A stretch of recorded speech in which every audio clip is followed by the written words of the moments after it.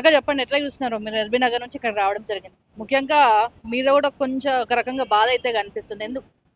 ఈ రోజున జక్కిడి ప్రభాకర్ అన్న గారిని ఎల్బీ నగర్లో సస్పెండ్ చేయడం అనేది చాలా గుండెల్లో అందరికీ కూడా హత్తుకునే అటువంటి బాధాకరం. సస్పెండ్ చేసిరు కదా. ఆ? కానీ ఇన్ని సంవత్సరాల నుంచి కూడా వాస్తవానికి ఎల్బీ నగర్లో కాంగ్రెస్ జెండాను మోసింది ఎవరయ్యా అంటే అది వాస్తవానికి కూడా జక్కిడి ప్రభాకర్ అన్న గారే. మొన్న కొన్ని జరిగినాయి, ఇష్యూస్ జరిగినాయి. ఏదైనా తప్పు తప్పే, మంచి మంచి చెడు చెడే. కానీ అది మేము అనలేదు మరో మేము అది మా అన్ని కాదు. ఒకవేళ మేము అట్లా ఏమన్నా పొరపాటున ఏదన్నా అయి ఉంటే కూడా క్షమించండి అని కూడా జక్కిడి ప్రభాకర్ రెడ్డి గారి బాబు చెప్పడం కూడా జరిగింది. అవునా? ప్రెస్ సారీ చెప్పడం జరిగింది. ఆ రోజున మొత్తం అయిపోయిన తర్వాత మళ్ళీ ఇంకొక తర్వాత ఇంకోటి తర్వాత ఇంకోటి తీసుకొచ్చి ఇది ఏమవుతుందంటే జక్కిడి ప్రభాకర్ రెడ్డి గారికి వలన ఆయన్ని మనం బయట పెడుతున్నాం అనుకుంటారు. కానీ కాంగ్రెస్ పార్టీ నష్టపోతుంది. కాంగ్రెస్ పార్టీకి 100% మైనస్ కదా. ఇప్పుడు ఎవరంటే మన ఇంట్లో దొంగలు ఈశ్వరులైనా పట్టుకోలేరు. అవునా? ఇంట్లో దొంగని ఈశ్వరులైనా పట్టుకోలేరు. ఇది అంతా కూడా మీరు ఇట్లా సస్పెండ్ చేయడం ఎవరో మాటలు విని ప్రభుత్వానికి నేను ఒకటే విషయం చెప్తున్నా. అన్నగారు మీరంటే మా అందరికీ కూడా చాలా గౌరవం. అదేవిధంగా మన కాంగ్రెస్ పార్టీ అంటే కూడా వినలేని నమ్మకం, గౌరవం. ఎందుకంటే మీరు ఇంకోసారి ఆలోచన చేయండి. ఆలోచన చేసి ఒక మంచి నాయకుడిని కోల్పోతున్నామన్న బాధ మా అందరికీ నాయకులకు ఉంది.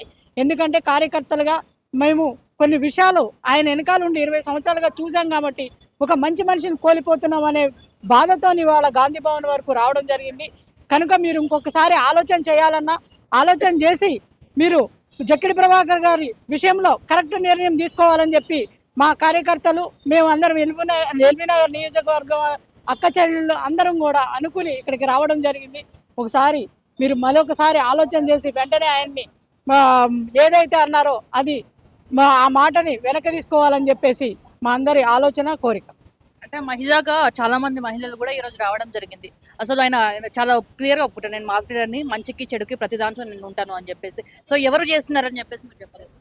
ఎవరు చేస్తున్నారంటే ఒక ఇంట్లో జరిగినప్పుడు పలానా పెద్ద ఆయన చేస్తున్నాడు, చిన్న ఆయన చేస్తున్నాడు, ఆడపిల్ల చేస్తుంది, మా పిల్లోడు చేస్తున్నాడు అనలేం. ఇది పార్టీ వాళ్ళు అందరూ అన్ని రకాలుగా కూర్చుని జక్కిడాన్ని ఉంటే వాళ్ళ ఆటలు సాగమని కొంతమంది అనుకుని చేయొచ్చు. ఈ మాత్రం కాదు. మనం కాంగ్రెస్ పార్టీలో ఎవరమైనా, ఏ నాయకులమైనా, ఎవరమైనా సరే మీరు ఎవరికి అవకాశం ఇచ్చినా మన అందరం కలిసి పనిచేద్దాం ఎల్బీ నగర్ అడ్డ మీద. ఎందుకంటే ఎల్బీ నగర్లో ప్రతి ఒక్కళ్ళం కాంగ్రెస్ పార్టీ లో ఉన్న వాళ్ళం అందరం కూడా అన్నదమ్ముల్లాగా ఏకమై ఉండాలని చెప్పేసి మా యొక్క కోరిక, ఆలోచన. కాంగ్రెస్ పార్టీ అధికారంలో ఉన్నా లేకపోయినా కూడా ఎప్పుడు కరుడు కట్టిన కార్యకర్తగా జక్కిడి ప్రభాకర్ అయితే ఉండడం జరిగింది. ఇప్పుడు కూడా ఆయన ఎమోషనల్ అనుకుంటూ మళ్ళీ ముఖ్యమంత్రి రేవంత్ రెడ్డి కావాలి, రాహుల్ గాంధీ ప్రధాని కావాలని చెప్పేసి.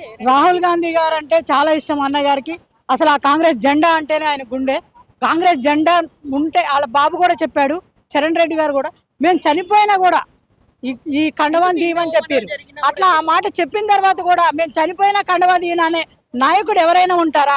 ఇప్పుడు వేరే దాంట్లో అవకాశం వస్తే వెంటనే వెళ్ళి దాంట్లో జాయిన్ అయిపోతారు కదా. ఇప్పుడు ఎన్ని చోట్లేదు, మనం ఎన్ని కండవాలు మార్చలేదు. ఏకాగ్రయంగా ఒకటే కండవా మీద ఉండి మేము చచ్చిన తర్వాత కూడా ఇదే కండవా మీద ఉంటా నాయకుడిని మీరు ఇట్లా ఈ రకంగా చేయడం ఇది కరెక్ట్ కాదన్నా. మీరు ఒకసారి ఆలోచన చేయండి. ఆలోచన చేసి మళ్ళీ ఒకసారి మీరు దీన్ని వెనక తీసుకుని యథావిధిగా ఉండాలని చెప్పేసి మనందరం కలిసి ఉండాలని చెప్పి మా యొక్క ఆలోచన, ఆవేదన.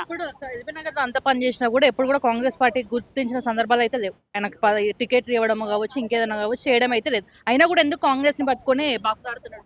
కాంగ్రెస్ పార్టీ గుర్తించకపోయినా కూడా కాంగ్రెస్ అంటేనే వాళ్ళకి ఇష్టము, కాంగ్రెస్ కండవా అంటేనే మాకు ఇష్టం, కాంగ్రెస్ పార్టీ అంటేనే మా గుండె అని చెప్తున్నారు. గంటాపదంగా చెప్తున్న వాళ్ళకి మాత్రం ఎటువంటి ఇది లేకోకుండా మేము దాంట్లోనే ఉంటామన్న వాళ్ళని మీరు ఇట్లా చేయొద్దన్న పదే పదే చెప్తా ఉన్నాం కాంగ్రెస్ పార్టీ అధిష్టానానికి. అదేవిధంగా మన రాహుల్ గాంధీ గారికి కూడా చెప్తా ఉన్నాము, వెంటనే మీరు దీన్ని పరిధిలోకి తీసుకుని దీన్ని తక్షణమే మీరు పరిధిలోకి తీసుకుని మళ్ళీ పునరావృతం చేయాలని చెప్పేసి మా యొక్క కోరిక.